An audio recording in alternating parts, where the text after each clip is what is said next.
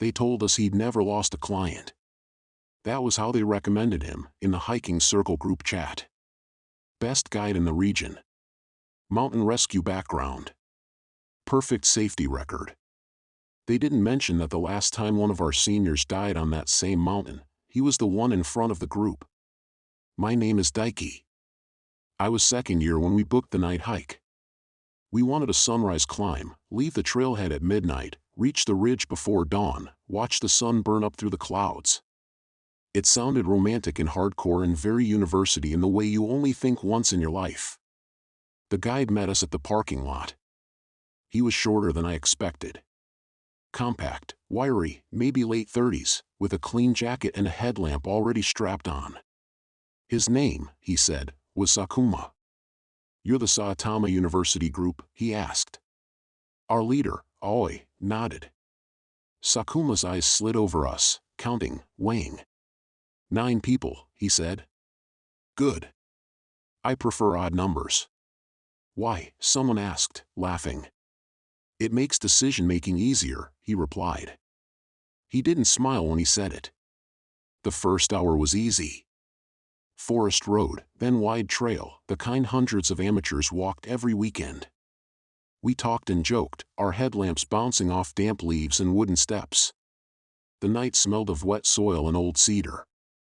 Sakuma walked in front, pace steady.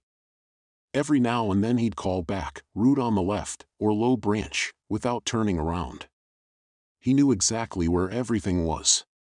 You've done this route a lot, right? Aoi asked on one break. Enough times, he said. Long enough to see what happens when people stop respecting the drop. He pointed with his trekking pole. In the darkness just beyond the trail, the ground fell away into nothing. Our headlamps showed only black air and the suggestion of branches far below. You can't see it, he said calmly, but it's about 60 meters straight down there. Plenty to break everyone you care about. Silence. Then he crouched, picked up a small rock, and dropped it over the edge. We waited. A long second. 2. Then a faint, distant knock. Satisfying, isn't it, he said. How long it takes? He looked at each of us. If you fell right here, he asked, what would you regret not doing? Everyone laughed awkwardly. Posting my last Instagram, someone said. Confessing, another joked. Aoi rolled her eyes. Sleeping more. Sakuma's gaze moved to me. You, he asked. The rock's echo was still vibrating in my bones. I'd regret trusting the wrong person, I said, half joking, half not. His lips twitched. I see, he said. A breeze moved through the trees, making the shadows sway. Let's go, he said. The ridge is worse. I hadn't told the others about Kenji. He'd been a 4th year when I was a 1st year, a loud, smiling guy who did everything too fast. He'd died on a winter climb on this same mountain. Officially, it was a slip on ice during bad weather. Unavoidable. Tragic. Unofficially, in late-night texts between people who couldn't sleep, there were details. He was right behind the guide when it happened. The guide tried to grab him. The guide almost fell too. No one blamed the guide. Everyone called him a hero. I only realized tonight that the name in those old chats had been Sakuma. The ridge narrowed as we climbed. Trees thinned. Wind grew teeth. On our left, the mountain rose in a steep slope of broken rock. On our right, the drop appeared again, closer and hungrier. The only safe place was a strip of dirt barely wider than our boots. From here, single file, Sakuma said. No one passes me. No one falls behind the last person. He tapped his own chest. If I say stop, you stop, he added. If I say don't look down, you don't. If you disobey, you put everyone behind you at risk. Understood? We nodded. He pointed at a quiet girl in our group, May. You're last, he said. You'll tell me if anyone below you does something stupid. She nodded nervously. I was third in line. As we moved, Sakuma talked. At first it was useful information: where to place your feet, how to lean slightly inward, how to use the trekking pole without tripping yourself. Then the stories began. "There was a man here last year who wanted a selfie," he said conversationally as we edged around a boulder. He stood sideways, right foot on the inside, left on the outside. One gust, and he flicked his fingers into the air. "Gone," he said. Only his phone was recovered. Still recording. Someone behind me laughed too loudly. "That's not real, right?" they said.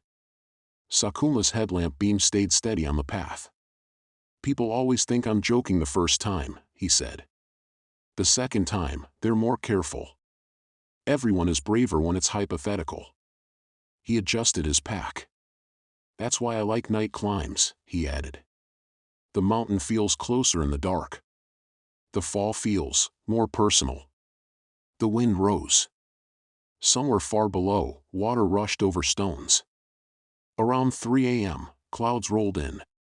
One moment the sky above us was clear, the stars sharp and cold. The next, mist surged up from the valleys, wrapping the ridge in thick, damp cotton. Our headlamps turned the fog into flat white walls. "Stay on my light," Sakuma ordered. "Do not step where you cannot see the ground. Do not trust your memory. The mountain doesn't care what you remember." We shuffled forward. My world shrank to boot, rock, breath, boot, rock, breath. Behind me, someone sniffed. "Is this safe?" May whispered. "As safe as we make it," Sakuma said.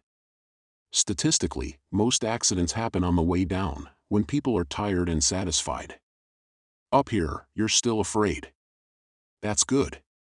Fear is cooperative." He said cooperative the way a teacher says well-behaved child. We reached a section where the path dipped, then rose across a sloping slab of rock. A rusty chain was bolted into the wall at shoulder level, rattling softly in the wind. "Here," Sakuma said. "One at a time. Face the wall, both hands on the chain. Lean in, not out. If your foot slips, don't scream, don't jerk. Let the chain hold you. It's old, but it knows its job." He went first, moving with the lazy confidence of someone who loved performing this exact motion. When it was my turn, I grabbed the chain. The metal was icy. I took one step onto the slab. My right foot skidded. The chain held. I breathed. As my headlamp swept the metal, I saw something that didn't fit. About a meter ahead, where Sakuma had just stepped, the chain's links were worn thinner than elsewhere, almost sawn through. A few stray metal filings clung to the rock below, catching the light. Not natural wear. Not here, only in that one place. My stomach dropped. "Don't stop," Sakuma said from the other side. "Stopping makes you think. Thinking makes you clumsy." I moved, heart pounding. When I reached him, I slowed on purpose. "Chain looks weak there," I said casually. "Shouldn't we report it? Or replace it?" He followed my gaze. For a moment, something like annoyance flashed in his eyes. Then it was gone. "Good eye," he said. "Most people don't notice at all. They just trust." He clapped my shoulder. "You're a difficult one," he added softly. "The mountain likes obedient feet. And I like clear patterns."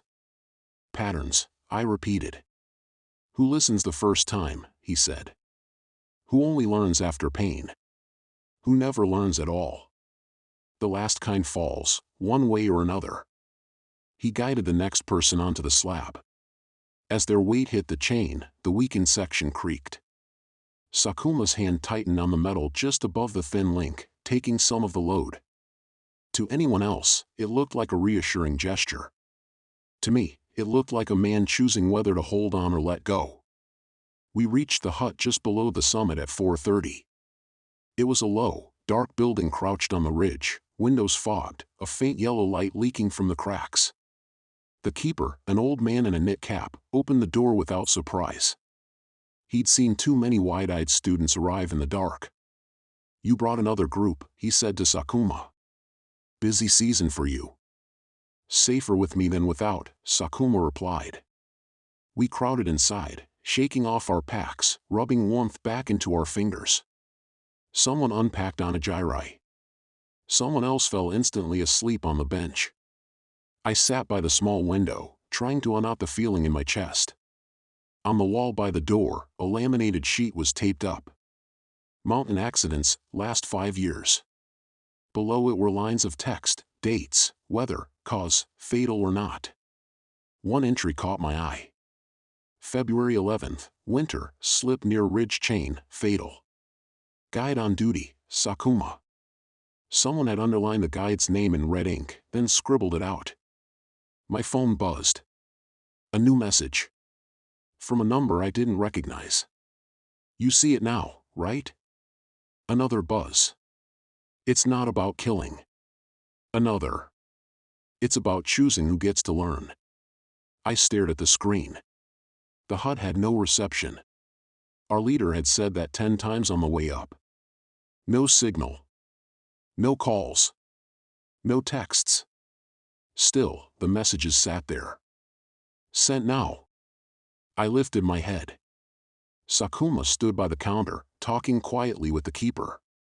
As if sensing my gaze, he looked over. Our eyes met. He tapped his own phone once, without looking down at it. Then, almost imperceptibly, he shook his head. A tiny, disappointed no. Like a teacher marking the wrong answer. We survived. No one fell on the way down.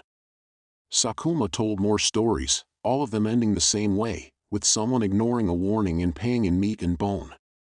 He made us tie our boots tighter, keep our zippers closed, adjust our straps. He pulled one girl back from the edge when she stepped too close to the drop for a photo.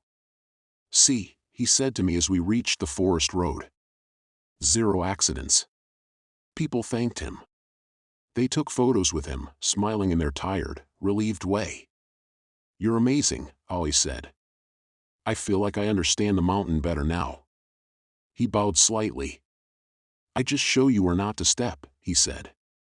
"What you do with that knowledge is your choice." His eyes slid to me. "Some people make good use of fear," he added. "Some people just become afraid of everything." He smiled. "The mountain doesn't care either way," he said. "But I do. I keep notes." He tapped his temple. "On who is worth saving again." I changed circles after that. I told myself it was because I was too busy with my thesis, too tired for all-night climbs. I never told anyone about the chain, or the messages, or the feeling of being measured every time I slipped and didn't fall. Last month, I saw Sakuma again. Not in person. On TV. He was being interviewed as a mountain safety expert after a storm stranded hikers on another peak. The caption under his face said, "Mountain Guide, 0 client deaths in 3 years." He talked calmly about risk management, about preparing for the worst, about the importance of teaching people to respect danger. "We can't prevent all accidents," he said. "But we can choose which lessons cost blood and which cost only fear." The interviewer nodded, impressed. In the corner of the screen, I thought I saw a familiar shape, a rusted chain on rock, a careless boot on the edge of a slab. Maybe it was just B-roll footage. Maybe not.